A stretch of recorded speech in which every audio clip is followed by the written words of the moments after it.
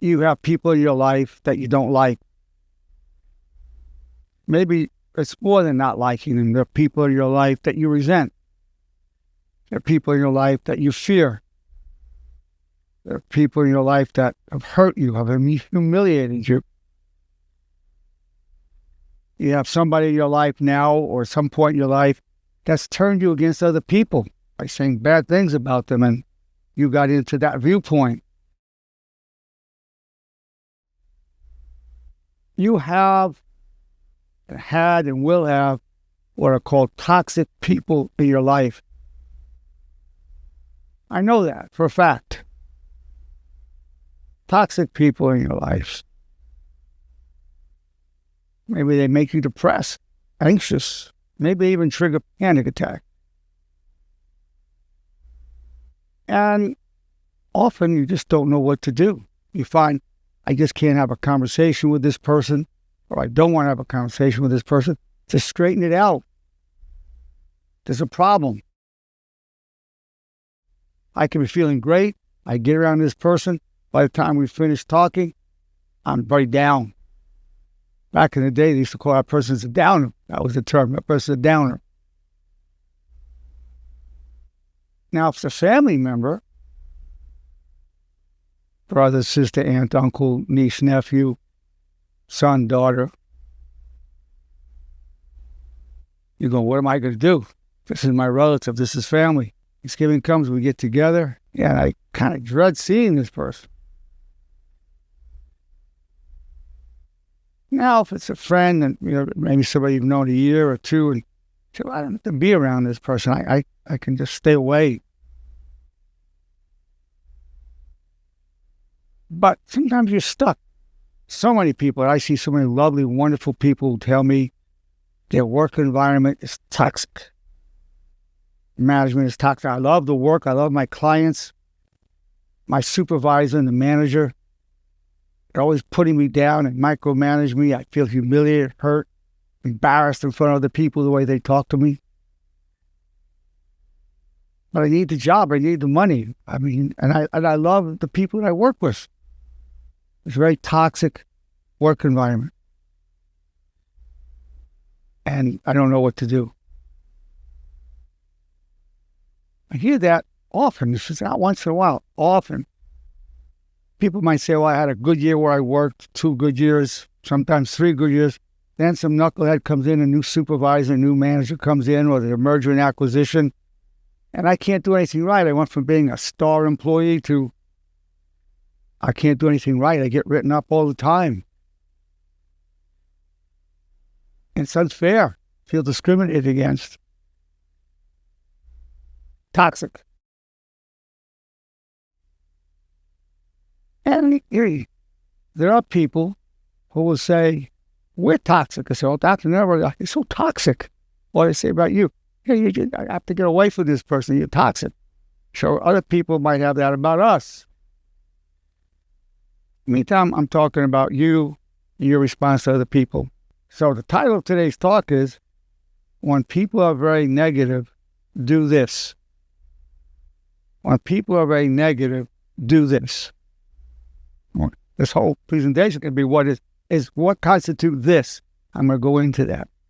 Bob Marley, his reggae music is incredible, but he said, you're going to suffer in all relationships, but some relationships are worth suffering for. You're going to suffer in all relationships, but some relationships are worth suffering for. I just wish I had said it. I have to give Bob Marley the credit. He came up with it. Very profound. At some point, we all hit even a good relationship, with a misunderstanding, a hurt, humiliation. 99% of our relationships. An incident here, an incident there. Now let me tell you the current theme going on in our country at this time. I'm not talking about the one incident. A lot of times, there's one incident once in a while, once a year, once every 6 months, but it's a certain frequency. We all say this is toxic. But let me tell you what's very current in it, or zeitgeist at these times.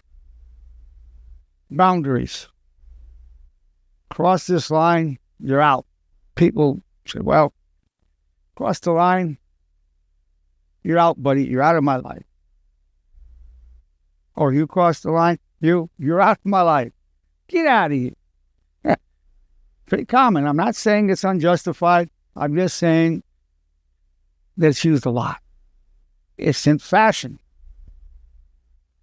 Everybody says, I want to be around people who uplift me, make me feel good about myself, and inspire me. That's who I want to be around. Great. But what about one of those persons that inspires you and uplifted you and you had a good time with? Starts talking about some stuff. You know, you've known a guy for a year, 2 years, 10 years. And he starts saying things and you get really disturbed. Well, he's not part of that group. Well, boundary, I got to get rid of this guy. Okay, so here, I'll give you a do this. Now, you can say, I never want anything to do with this person again. You're out. Once you're out, you're out. You're gone. Or you could say, you know, I'm not going to be around this person until they can apologize to me or come to me more humbly. They're always coming at me in an arrogant way, a know-it-all way, and putting me down. I just can't keep taking it. So I love the person. I wish them well. It's a good thing to be wishing them well, but just can't be around that person right now. They've said so many bad things to me that not once, twice, 3, 4, 5 times it's going on. I've asked them to please stop doing it. They don't stop. And if they could apologize and take responsibility for what they're doing, you know, we could be friends again, but it's not happening. But I wish them well. I love them, but until that happens, you're out of my life. So there's two options. You're out, meaning forever, never going to have anything to do with you again, or you're out until, you know, we come together in a more harmonious way. Certainly I could look at it, my co-creating this, one of the commands of honor. I take full responsibility for co-creating my reality, my problems. I could look at it, my co-creating this. I'm co-creating. I could apologize for my end of it. But you just feel transgressed against over and over and over again. Yeah, well, you know, you just keep your distance. And that boundary is reasonable. Again, if you look at what the bridge that's used on the way of honor is, what's the most honorable thing to think, say, and do? Generally speaking, we say, well, you can't really handle being around this person. So we say, I'm acknowledging some of my limitation. I can't keep handling that. So I wish him well. Well, you could also say, I release you to your destiny and I wish you well, having that thought towards that person. And say, you know, when that person can come forth and reach out to you in a way that's conducive to connectivity in a positive way, we'll be good again. For many people, that would be the most honorable thing to think, say, and do, would be that, as opposed to you're gone forever, no coming back. Now, of course, there's always the unforgivable thing where you say, well, I just can't never get over that. Well, that's rare, but that can happen. But generally speaking, it's more honorable to say, well, when that dynamic changes, we get back together again. Now, in the meantime, let's say you're in that relationship and you haven't pushed the person out yet, you haven't dropped them. So one way to get past that is, I wish you well. One of the commands of honor, I wish you well. You're saying to yourself, I wish you well. To love the person, you go, I love you and I wish you well. Having that thought to keep the connection, to take you past an alienation, and to take you past the negativity that's coming at you. Now, let's say they always gossip about everybody in the family or about all the friends, and you find yourself not liking the friends because you're looking at them through a negative lens because of this person. The way to deal with that, here's this how to deal with that. You go, well, you think about that person, let's say it's Jane. Jane, I love you. Love you, Jane. And let's say it's Joe that's saying this to me. Joe, I love you. Say, I love you to Joe, or I love you to Jane. So what you're doing is, You're speaking light into this negativity, so you don't turn on either one. This person is backbiting, and you don't want to turn on the person that's backbiting, and you don't want to turn on the one that person is backbiting about.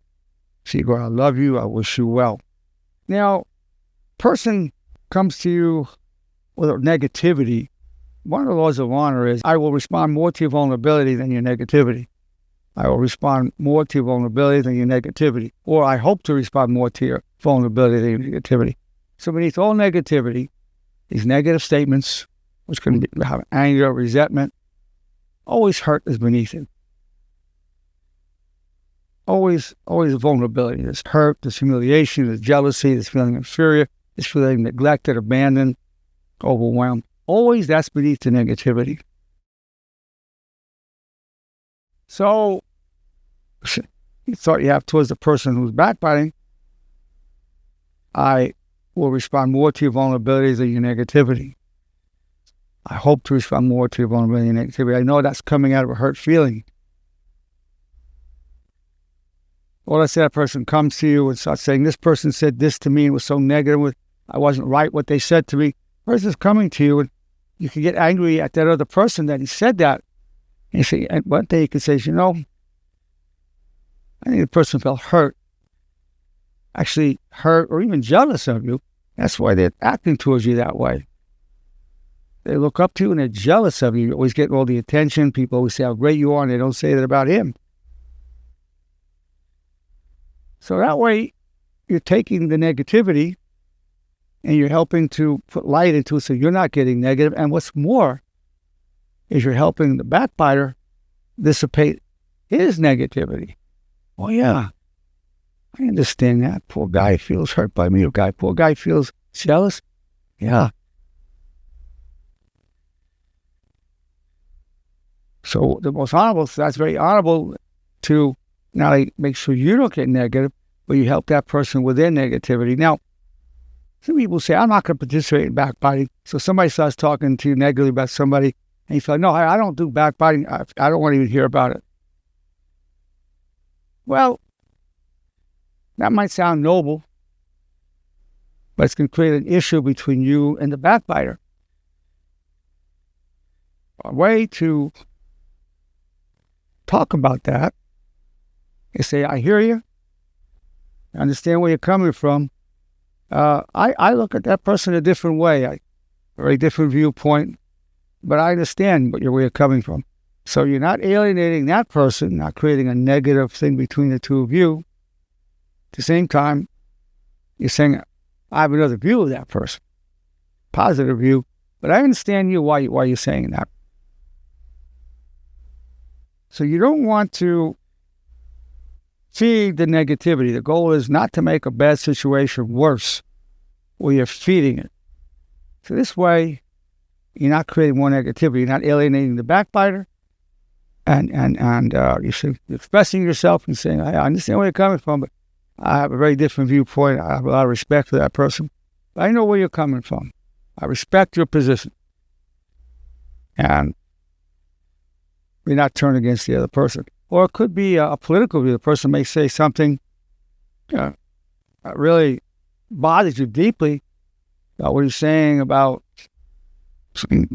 some political situation. And there's a lot of that going on. You say, well, I understand where that's coming from. You have a lot of compassion for people, and I respect that, and I admire you for it.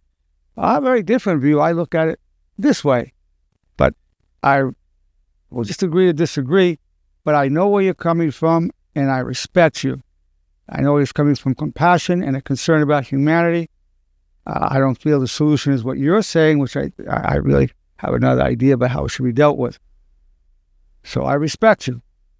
So that way, what could be very negative, hearing that, is not infiltrating you. And but at the same time, you're expressing that's not how you look at things. Now, another way of looking at it when somebody comes in and they're negative, or negative towards you, or negative about somebody else, a lot of times the person can't even help it. You might think they It's just the enemy. Have no other way of coping other than saying bad things to you, bad things to somebody else, and just how they deal with it. So here's the thought to you. It's one of the laws of honor. It's not about me, nothing personal. It's not about me, nothing personal. Just how the guy is. He's talking all this negative stuff to me about me, or talking very negative about this person that I care for. That's nothing personal. That's how the person deals with their stress. They just keep pumping this out. And I'm not saying you want to continue that relationship or not. I'm just telling you, in the meantime, you have that relationship, and I'm giving you do this as a way to deal with it while you're in the relationship. You get to a point where you say, I can't be around this person. That's another story. Another way, when somebody's negative, the real danger to you is not their negativity. The real danger to you is that you're going to get negative. You're going to start getting negative thoughts. That's the danger. Their negativity is not the problem. Our negativity in response, that's the problem. So one of the laws of honor is, I will follow all negative reactions with positive self-talk. I will follow all negative reactions with positive self-talk. So this person I think that guy's an idiot, stupid. And so you don't feel free to say anything, but you think to yourself, I think they're very intelligent. I really like the guy. And he's saying this to me. I respect him, but also respect this other guy. I respect you and I respect him. That's your thought. You may not feel free to say it. Sometimes you can say what's on your mind, and sometimes it's just going to make things worse. You know that. So you can at least follow your negative reactions with positive self-talk. Not even talk about positive self-talk to the other person. The guy might say, I think the guy is dumb. And you say, oh, no, he's very intelligent. And then they say, what? You're an idiot if you think that person's intelligent. So now he's putting the other guy down. Now he's putting you down. So you may not want to be saying that. I'm not saying you shouldn't. But if you're thinking to yourself in your thoughts, this guy's bright, I really like him and respect him as well. So you're not turning anybody. You're keeping yourself from becoming negative. Sometimes you can speak up, and sometimes you can think up. You can always think up. Nobody's going to get angry at you for what you think. Nobody will get angry about what you think. They won't get angry for what you think. They don't know what you're thinking. Once you speak up, then things happen. You have to know when to speak up and when to just think up. And that's a matter of wisdom and discernment. And I know you'll be able to do that. You are doing that. And over time, you'll be able to do it more and more. So these are some of the aspects of dealing with what are called toxic people. I know you've been hearing the term. 100 years ago, 50 years ago, you never heard the term, the whole toxic environment, toxic workplace, toxic relationship. You never heard it. 50 years ago, you never heard the word boundaries. Oh, you have to have your boundaries. Don't let them cross your boundaries. You have to have self-respect, have your boundaries. And I'm not saying anything wrong with having boundaries, but it's really, it's useful, and I would say it's probably overplayed right now a bit. Boundaries.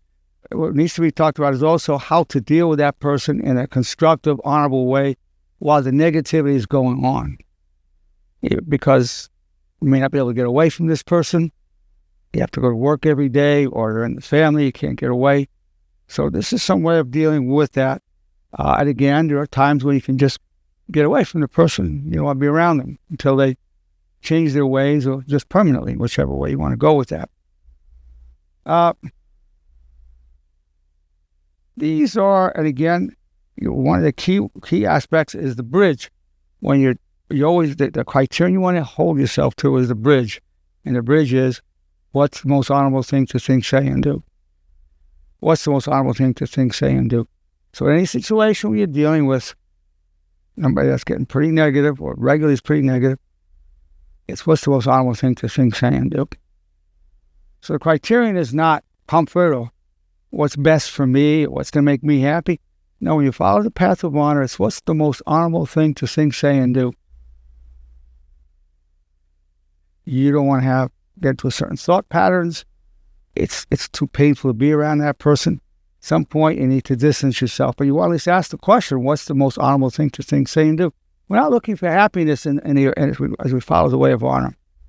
We're looking for honor. And it turns out that honor is a true foundation for true happiness and for peace, a peace of mind. It's not always a comfortable way, but that's the best foundation, is the way of honor. So I've given you some of the laws of honor, giving you some of the commands of honor. And then sometimes you want to be making the best out of a bad situation. So one of the commands of honor is, I'm grateful for the power I gain from hardship. Suffering around this guy, but I'm not prepared to just end it right now. But I know it's making me stronger. I'm achieving more wisdom, more compassion for him and other people. So you're seeing what it's called one of the derivatives of the commands of honor. What's the best true story I can tell myself about this? What is the best true story I can tell myself about this? She said, well, it's really difficult. The best true story could be, well, it's really difficult, but, I'm learning self-restraint. I'm getting more understanding of people with a different viewpoint than me. It's difficult. It's painful. Kind of stuck in a situation. But I see good coming to me over this, because I learned to deal with this person. It's helping me deal with other relationships also where I have those issues going on. Now, for those who believe in God, I have this command of honor as well. Not command of honor, I call it a derivative of commands of honor. God, I'm extremely grateful for the gift of trials and tribulations that bring me closer to you. See, I'm going through this, you're suffering, and if you believe in God, say, God, please help me. Or you're suffering in this relationship. What's your will? So one of the commands of honor, I call it the mother commandment. God, your wish is my only wish. People don't believe in God. The command is, I seek always to serve my highest value. So God, your wish is my only wish. How do you want me to deal with this, Lord? A thought will come. You'll get a thought. Again, you can have a boundary. You can push the person into your life for a while, or you can push them out permanently. I don't think people use the idea of temporarily pushed out of their life. A lot of times people jump into permanently. They're gone. They're history. So I'm giving you some thoughts, keeping in mind we're talking about negative statements that are made against you, negative statements about other people, the backbiting that you're hearing from other people. I know every one of you has run into it. I'm 84 years old. My name is Dr. Arnold Nerenberg. I've been a clinical psychologist for over 50 years. I like to say I probably know what I'm doing.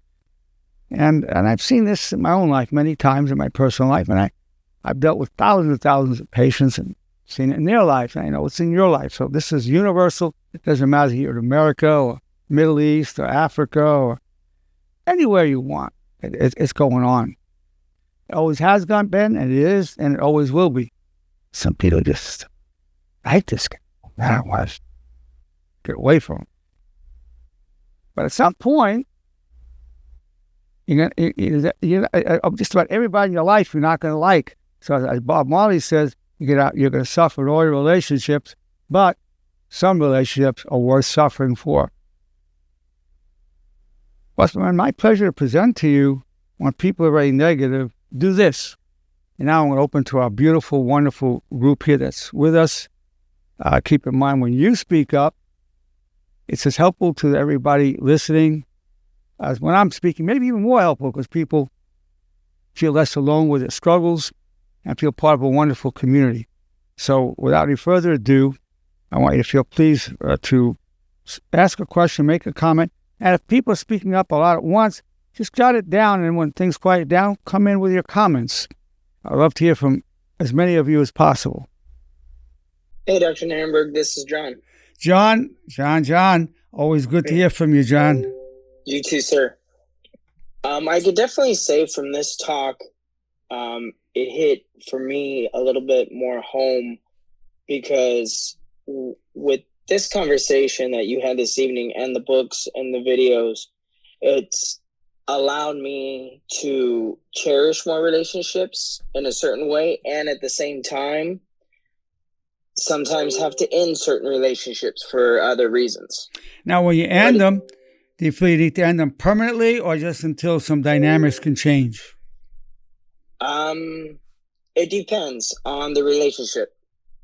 So some have been permanent, some have been, hey, I'm trying to get myself better. If you're not willing to at least be positive with me, then I can't allow your negativity to bring me down.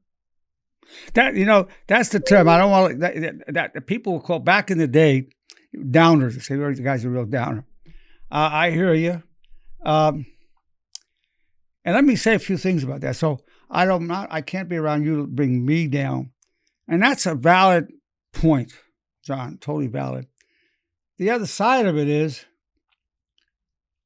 honor demands that I try to do something for you so you don't bring yourself down. Maybe a lot of times criticizing the person and say, hey, you're bringing me down. I got to get away from you. That might help. A person may wake up and say, yeah, I guess I'm bringing people down. A lot of people won't face themselves. They just feel offended or hurt or whatever.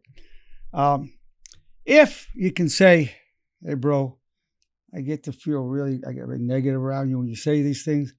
I love you or I value our relationship. But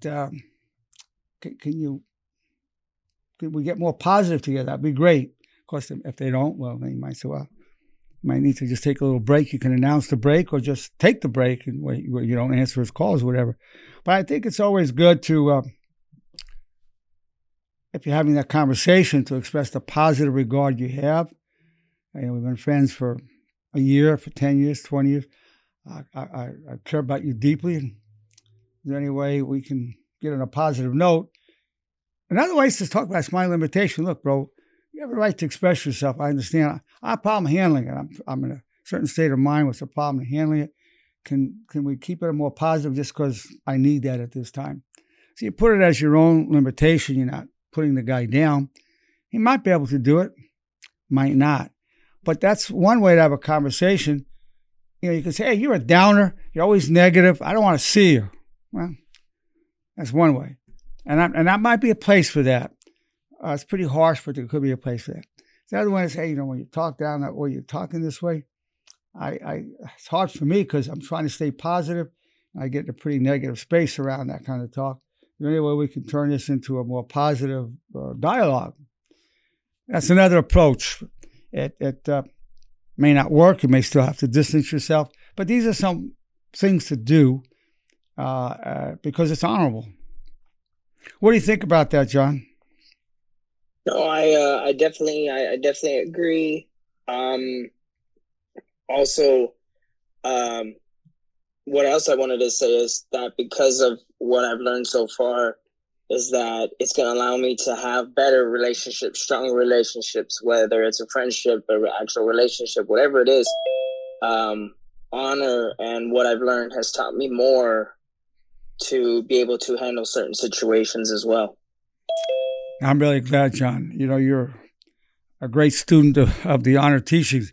I mean, literally a great student of the honor teachings. I mean, I get a lot of texts from you, and they're always amazing, so sincere and deep. You're a deep. Thank you, sir. No, thank you. It's a pleasure to know you, John. You too, sir. Okay, next, who else wants to make a comment or ask a question? Hey, Dr. Nerenberg, Diego here. Oh, Diego in Thailand. Good. Hey, good to see you, sir. Very pleasure to see you, Diego. Yeah, I agree with what John just said. Definitely one of the things that the honor program has definitely benefited me on, many things for sure, but on the topic here that we're discussing right now, it's definitely helped me, I would say, express myself better when it comes to situations like this and learn how to deal with people, particularly with family members. That's a non-negotiable. That it's not as easy as you could just cut these people away. from your life. Any other person, depending on the situation, depending on the role that they fill in your life, maybe you might have to take that road where you have to cut them off completely, depending on the situation, how much you value a person, how much you're worth for you. But particularly with family members, that's a bit of a tricky situation, how to deal with them. But I can certainly say that one of the things that the honor program helped me do is just express myself to them, like have those open conversations, say, hey, look, when you do something like that, let's talk about it. Instead of you giving me the silent treatment, like because I messed up or you're not happy with the decisions that I made with my life and I disappointed you, let's just talk about them. Don't give me the silent treatment. We don't have time for that. Let's just talk about them. Let's just open up and has that worked with anybody? Has that worked with anybody? It has. Good. That's a beautiful thing, because a lot of people won't respond, but you have some people that do, and that's beautiful. Beautiful. I mean, it's worked for me in the sense that I'm able to express myself better. Am I able to get it through the other person so they can understand me? That's another thing. I don't know. I don't know whether it's worked for them, but it's helped me at least kind of calm myself down when I'm in a situation like that. I need to have those uncomfortable conversations. That's key. And the method of communication that we use in the honor teachings, I call it respectfully real communication. It's a communication with wisdom, restraint, respect the boundaries, and so it's respectfully real. So somebody might say, I'm not talking about being real, but respectfully. A real conversation might be, you know what? You're always talking negative. I'm sick and tired of you. Just get out of my life. You're just being real, bro. That's one. Being real. Now, respectfully real might go like this. Hey, when you say what you do, I get to feel really put down, or I start getting really negative myself. If you could find a way to apologize to me or talk to me in a kinder way, I really appreciate that. I need that from you.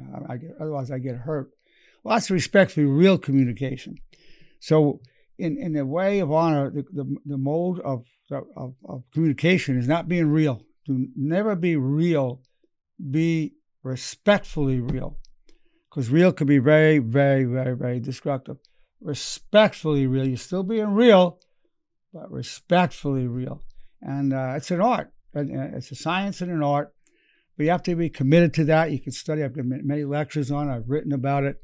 And as you incorporate that more and more, you can have more of these kind of wonderful conversations. Respectfully real. Much greater chance of creating a connection and a positive flow between you when it's respectfully real. Wow, I'm really glad you brought this up, my brother. Very good. I love what you said just now. Respectfully real. That's cool. By the way, Doc, another thing too is that you have the secret sauce there about life. What you said about even if it's a situation where you just can't cut someone from your life, like just look at it from the lens as what's the best true story I can say to myself about this? How is this difficult situation dealing with this person? How is this going to make me a better person? That's the secret sauce in life. When you're going through those trials and tribulations, remind yourself of that. Like, what is the best true story that I can say here? How is this going to make me feel better? How am I going to be able to grow from this uncomfortable situation? Thank you, Doc. You're most welcome. And, you might say, this person was so difficult, but because I learned how to deal with him, eventually I got this boss who was similar, and I knew I'd deal with my boss. So it prepared me for dealing with these crazy situations. And so that guy was my teacher. I'm so grateful to that guy. Even though he was a pain in the neck, he actually set the groundwork for me to be able to deal with my job and the supervisor, the manager that I had the same issue with. So I'm so thankful to this guy who was kind of pretty negative guy. Very good, Diego. Very good. Thank you, Doc. Appreciate it. Thank you. How you doing, Doc? How's it going? It's Jerry. Jerry, always good to see you, Jerry. Always good to be here, Doc. I love it. You're a great man, and you're teaching us a lot. I just wanted to touch on something that Diego just said. He's spot on so many things, and I think one of the things that has helped me a lot, because there's not a lot of negative people in my family, thankfully, but certainly at work. But one of the most negative people that I've ever encountered is my now ex-wife. Most of her language is negative, and I try to tell her to speak in positive language. So it's hard to get her to adopt. But going back to what Diego was saying, it's made me more conscious of the way that I speak. And you have to get comfortable having those uncomfortable conversations. So I like to tell people, get comfortable being uncomfortable, because it makes those awkward conversations, what we call awkward conversations or difficult conversations, it makes those conversations so much easier to have with the next person and the next person and the next person. And you're really, we're really spreading the honor movement in that way by making ourselves more comfortable in expressing ourselves, and make sure that we do it respectfully, because we at one point didn't have the tools to speak in such a manner where we're conscious of what we're saying, the message that we're sending. Because there's when somebody is communicating, there's something that happens. There's something that I mean to say, there's the words that I say, and then there's the message that's received. And though the message that I send is not always the message that's received. So you have to make sure that you clarify and clarify yourself that the other person actually understands. And then it makes you a better listener. And therefore it makes it easier to communicate what you are trying to say. Jerry, let me interrupt you for a second. You're always so articulate and brilliant. I love the things you say. Such a valuable contribution. I'll tell you one of the gifts of somebody that's very negative. You see the negativity. Well, it's sort of like this. Let me use a little analogy. I've had some fathers that were great fathers, the best. And I said, how did you learn to do this? He said, my father was a knucklehead. He was terrible to me. And I resolved that I don't want to be like that. So he had a negative example, role model growing up, and he became the opposite, became a great father. So these negative situations, if you decide I don't want to be that, and so it might make you more positive. I think, somebody speaking negative all the time might make you more positive. Say, wow, I've got to keep balancing this. I don't want to be like that. And you might end up, the best true story could be, this person was so negative all the time, but it made me a much more positive person because I didn't want to be like that. That's right. Yeah. So that's the best true story about the situation. And that's not just hypothetical. I've seen it many, many times. Many, many times. Yeah, right. Yeah. Thank you. Well, thank you so much, Jerry. Always. I always feel you're an amazing, amazing man. And you know what? Just to touch on what you just said, I accidentally spoke some light into my darkness a few years ago, and I had one of the first awkward and very uncomfortable conversations with my own father. I forgave him for everything, and because I didn't want to carry it with me anymore. And I also told him that I'm thankful to him. I told him, I was like, you know what?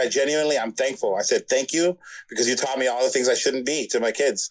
And so that's what I believe makes me such a good father in my eyes anyway. I don't know if I am, but I try to be the person that my dog thinks I am, right? So, yeah, I love what you said that. Well, I'm trying to be the person my dog thinks I am. Well, listen, I'm sure that was not a very uplifting statement to your father to tell me all things, not being those things.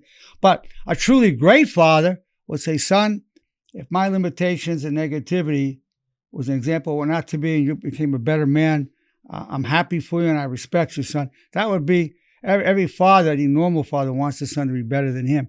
So if you respond that way, that's great. Some fathers would take offense to that statement, Jerry, but a great father would say, I'm glad you got something from me, even though I was a jerk. Well, he responded positively, and our relationship has been better ever since. Well, there you go. There you go. Now, somebody. Anyway, that's all I have to say. I'll give the mic back. Yeah, somebody. Thank you, Jerry. Somebody was about to say something. Hey, I was just going to say, I love it, Jerry. Love it. Love that positivity. Yeah. Thanks for that, Diego. Thanks for that input. Yeah. Hey, Doctor? Yes. This is Tony Cobos. Tony, good to hear from you, Tony. Yeah, me too, Doc. I'm loving this amazing thing that what you bringing in. I mean, it's amazing. All these guys, Diego, John, and all those guys. I'm sorry if I cannot remember every single name. This is amazing. You made a great point. I mean, amazing point that clicked me. Like, I was trying to get into it. You said something like, you know what? You learn from your father's, mistakes or something like that, and you learn from them. It's like, even your father loves you, or your family members. It's like you learn from them, and I got that.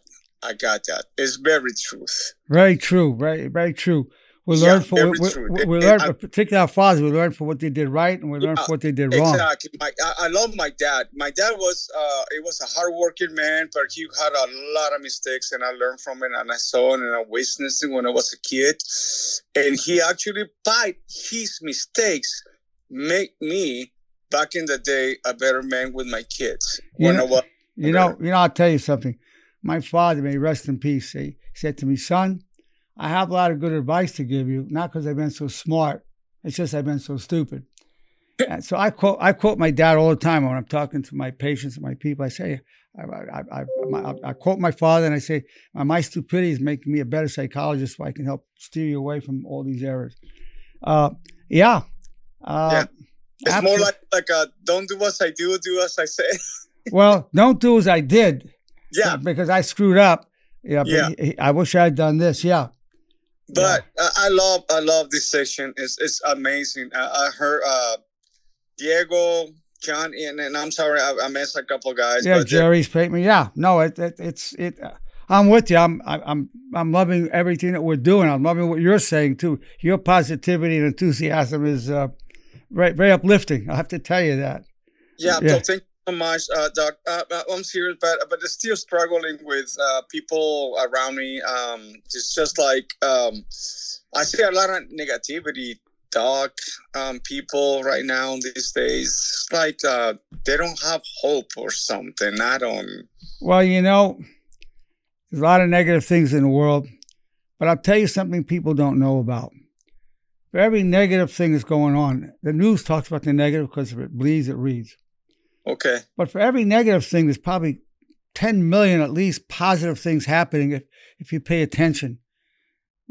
Somebody smiled at you when you're walking by, or they let you in front of them in traffic or something. The amount of kindness that goes on a daily basis in America and throughout the world is astounding. Sir. Trillions of positive incidents every day. And if we look for it, so the negativity is real. I don't want to deny that. But the love, the positivity, there's so much to be grateful for. And that's enormous. I don't think any of us could be grateful enough to our parents or grateful enough to God if we believe in God, or for the privileges and the health that we have. It's just infinite. And so to grow in gratitude, that's honor demands that we grow in gratitude. That's just reasonable. Given so much. I've got this finger, that eye.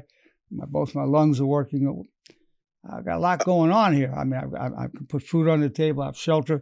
It's infinite. It's literally infinite. The sun's shining. Plants are growing. Look how beautiful it is. Whatever. It's infinite. Yes, sir. It's just I feel, Doctor, be honest with you, just real quick, I don't know if everybody's going to agree with me, but I feel like the world's going like really down. A lot of people feel the world's going down. A lot of people feel the world's going down. And I'll tell you something. Okay. Let me tell you something. Yes, sir. It's always been going down. And I'll tell you, let me give you an example. Mm-hmm. Let me tell you something. I was born in 1941. Mm-hmm. I was born in the Bronx, grew up in Brooklyn. Now, I'll tell you something about the 40s and 50s that no one knows. You wouldn't know about this. None of you would know. Here's the thing. At that time in America, mm-hmm. Nobody, I mean nobody, had any problems. No one had a problem. Nobody. Now, I can't tell you how crazy that was. Mm. Everybody's walking around smiling, talking about their car, their hairdo. Nobody had a problem. Mm. We went nuts from that. The 60s, that's why the hippies came out. That's why we turned to drugs. It made us crazy to suppress that, but it was all behind closed doors. So you don't realize this, but today you have the freedom to have a problem. You have the freedom to say, hey, I'm struggling. Hey, I'm a bit depressed. Well, because you have Dr. Phil, you have all these self-help books. You can't appreciate that freedom because you don't know what it was like to not have it. I know what it was like to not have it. I went nuts from it. It was very depressing.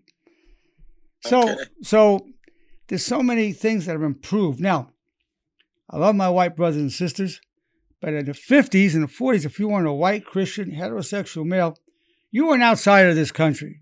I'm of Jewish heritage. I felt like an outsider until I was about 50. And I said, hey, no, I'm an American. So 50 years old. Now it belongs to all of us, whether Latino, white, black, Hispanic, you're Asian, whatever religion, Muslim, Jewish, Baha'i, Christian, Catholic, whatever you are, Hindu, atheist, it's all of our country. Well, more than ever, it wasn't like that back then. Oh, no. Oh, no. So you could say the world has improved. Now, another thing. When I was growing up, everybody's white. In my school, there was this one black kid in there. It was all white. And not many Jewish, mostly white Christian. All right, fine, no problem. But look how we've mixed. Look how we've mixed. You see people intermarriage. I mean, I'm married to a Persian. My son married a Japanese. My daughter married somebody from Nepal. Look at the mixing that's happening. White, black, Latino, Asian, all mixing. When I would grow up, nobody heard of Islam, Quran, Ramadan. Nobody knew. They hardly knew anything about Judaism. Nobody knew anything. But now, because of the mixing going on, people have some knowledge that, there's something besides Christianity in this country. I'm telling you, in the 40s and 50s, but that was all strange stuff. And white and black marrying, you'd be an outcast. Yes, sir. I remember that. Yeah. So when people say we're going down, okay, we are. I'm not going. Big problem. We're highly materialistic. That's a big problem. But I've seen these things have been also progressing. The oneness of humanity is manifesting itself. Okay. We're all seeing through the internet and television and the YouTube, all that. We see somebody on the other side of the world is not that different than us. And so we're all realizing we're not that different. Statement, and I think a lot of people feel this way. Society is going down. Well, I'm really glad you said that. It's very negative. There's a lot of truth to it, but it's a negative truth. Yes. But the other side of it is we're going up. And so that's the balance. What's the best true story I can tell about this situation? Yeah, we're going down, very divided, politically, religiously, in many ways, but look how we're moving forward. So the best true story about it is, hey, there's the other side of that. Remember I told you for every bad thing going on, there's 1,000, 1 trillion, there's 1 billion good things happening. Yes, I sir. could tell you so many good things going on that we take for granted. Yes. But I'm not denying that we have a lot of problems in America and in the world. A lot of problems. Yes. So I'm not denying that, but let's keep the wide view. We have the wide view. When people ask me how I'm doing, everybody goes, I'm fine, I'm good. But I say this, I'm good, I'm bad, I'm happy, I'm sad, I'm all things human. And people laugh. You see how you're laughing? People laugh. It's entertaining. Well, it's short enough so it's not boring, but it's not trite. Say, I'm good. Well, I could say that today. In 1959, I graduated high school. You couldn't say it in the 50s. That would be bizarre. You'd be considered a total weirdo. Well, now I could say it. People chuckle the way you did it because they recognize it's true. Not of me, but of you and of all of us. How you doing? I'm good. I'm bad. I'm happy. I'm sad. I'm all things human. Wow. And once in a while, I throw in, and I'm definitely not what we say I am. Once in a while, I throw that in. Everybody gets a kick out, and they say, well, it's true. So, but you can say things like that now. You can talk. You couldn't, you weren't free to talk about hurt feelings in the 40s and 50s. You weren't free to talk about the racism going on, the injustices going on. No, you couldn't talk about it. Legally, you could, but the social pressure was not to talk about this stuff.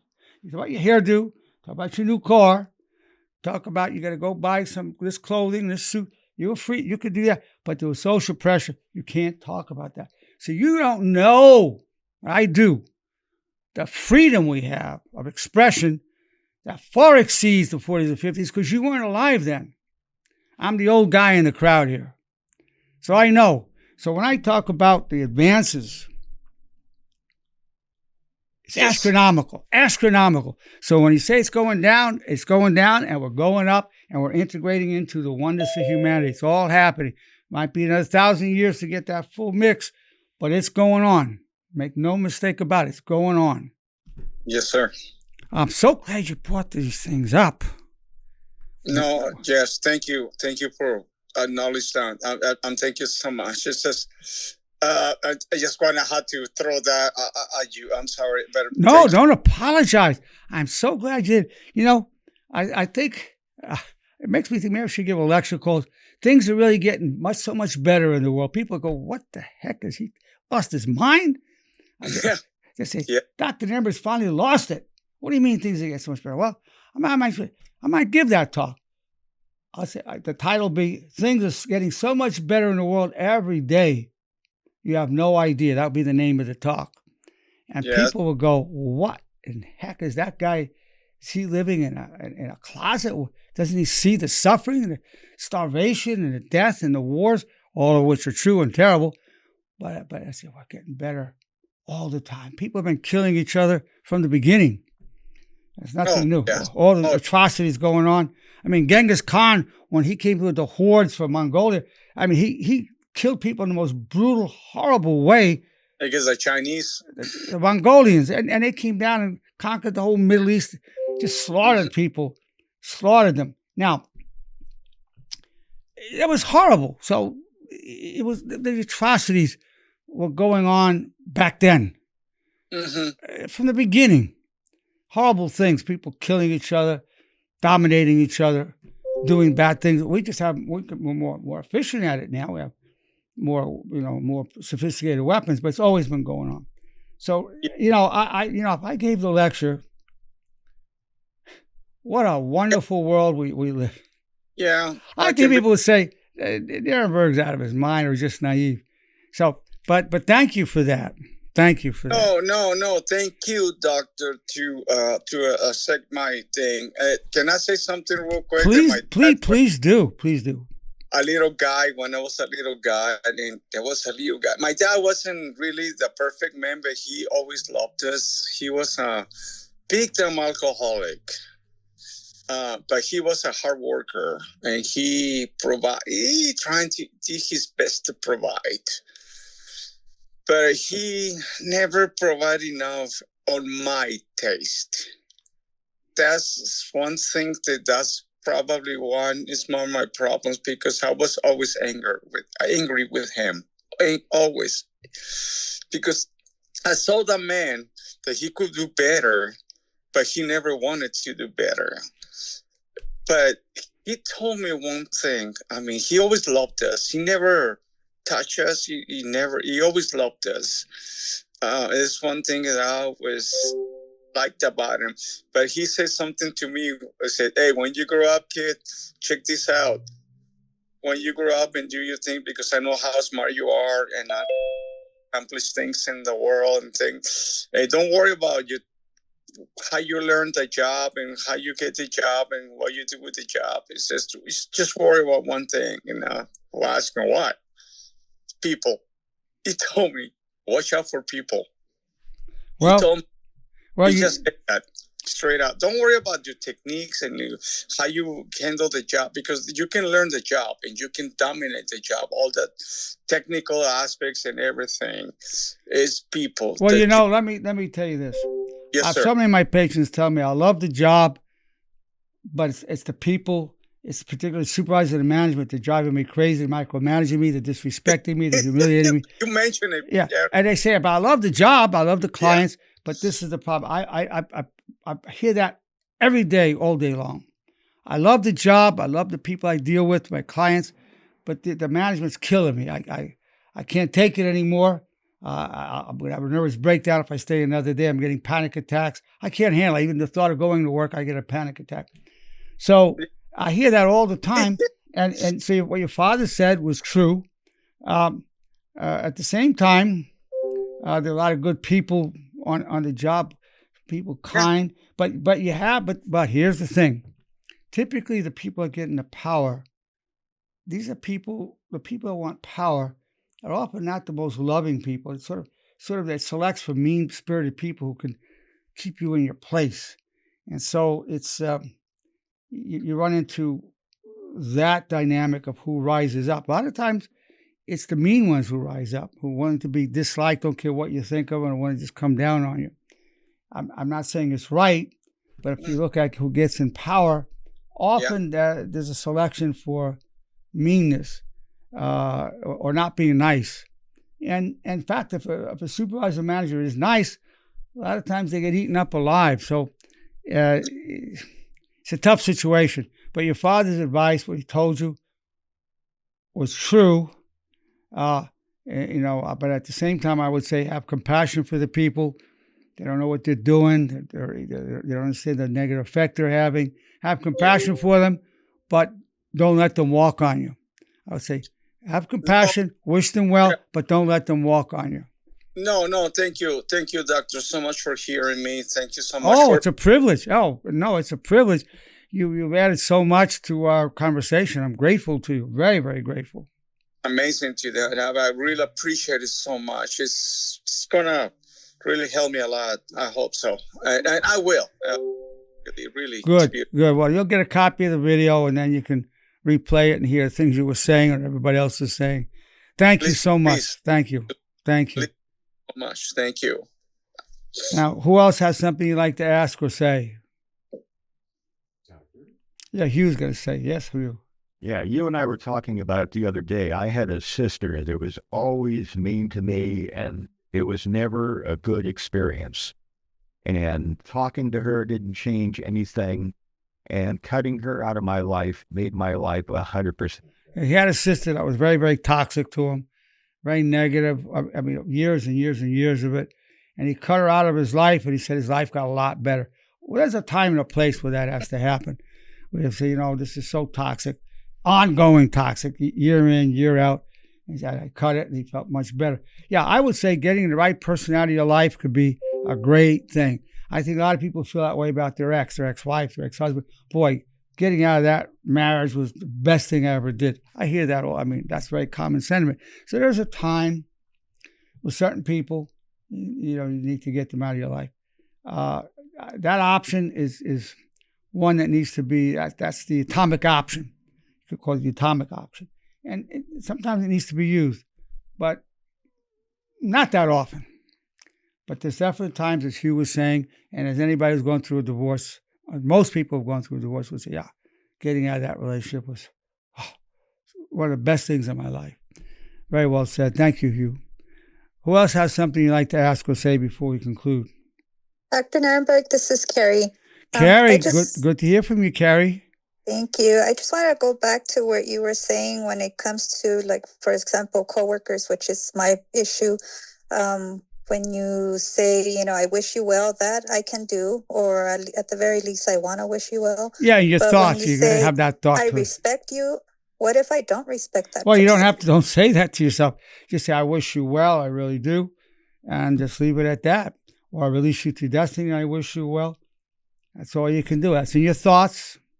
You may or may not say that to that coworker. You have that thought. And when you wish somebody well, it doesn't mean you hope they win the lottery. It could be that. It could just be, I hope you repent and turn to a way of honor.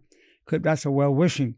So, yeah, sometimes the best you can do is just say, I wish you well. That way you reduce the toxic effect they're having on you. Yeah, I wish you well. Okay. I wish you well. I really do. You're most welcome. Thank you for that input. Thank you. Here, doctor, another idea. Yeah, Hugh has another idea. The people that are negative around us that we can't get rid of, coworkers, people like that, maybe some of our reaction to their negativity is our wishing they would change and not accepting who they are. Yeah, Hugh's saying some of that negativity at a coworker where you can't get rid of them might be related to not being able to change who they are, the negativity. Yeah, there's no question about it that our expectations could set up a negative. You expect a person to be this way and not that way. You get a negative reaction because they didn't meet our expectation. That could be part of the alienation. That's why we want to ask the question. I take full responsibility. The one that commands of honor. I take full responsibility for co-creating my reality and my problems. So, well, I have too high an expectation of this person. I'm not capable of doing it that way. I'm co-creating it. I've got to have more realistic expectations. So that could be a factor. That's why one of the commands of honor, and that's a good command to apply in many situations. Very good, Hugh. Thank you. It's not about me. Well, yeah, it's not about me, nothing personal. It's just person just can't meet those expectations. Absolutely.